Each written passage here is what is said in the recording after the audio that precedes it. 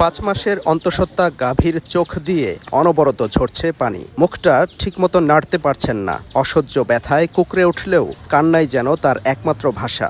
একে তো বোবা প্রাণী, তার উপর জিভ কেটে ফেলায় যন্ত্রণায় মুখ দিয়ে লালা পড়ছে গাভীটির।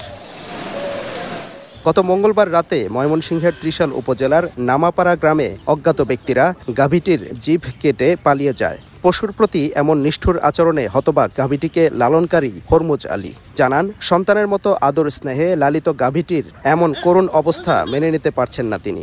গরু গোয়ালি তুলে রাখছে, এনে তোমার গরুর জিব্বা কেটে আসছে। তখন দূর বাড়িতে এলাম, এত দেখে আবার ডাক্তার খবর দিয়ে আনলাম মোবাইল করে। আনার পরে ডাক্তারে বিষ ব্যথার ইঞ্জেকশন করলো, পরীক্ষা করাইলাম। 5 মাসের গাভীন, 5 মাসের গাভীন, এটা তার জব করা যাবে না, বেচা যাবে না। তখন খুব কান্ত হইয়া ওই বড় ডাক্তারের কাছে যোগাযোগ করাইলাম। 5 মাসের অন্তঃসত্ত্বা এই গাভীর জিব্বা কেটে নেওয়ার পর থেকে এই গাভীটি আর খেতে পারছে না। তার মুখ দিয়ে অনবরত লালা পড়ছে।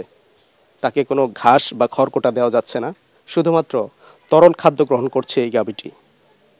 প্রাণীর প্রতি এমন নিষ্ঠুরতা বন্ধে প্রাণী কল্যাণ আইন 2019 করা হয়েছিল, কিন্তু এই গাভীর যিনি স্বত্বাধিকারী তিনি আর আইনের আশ্রয় নিতে চান না। তিনি চান মানুষের মনুষ্যত্ব জাগ্রত হোক এবং এ ধরনের পোষা প্রাণী মানুষের হাত থেকে রক্ষা পাক।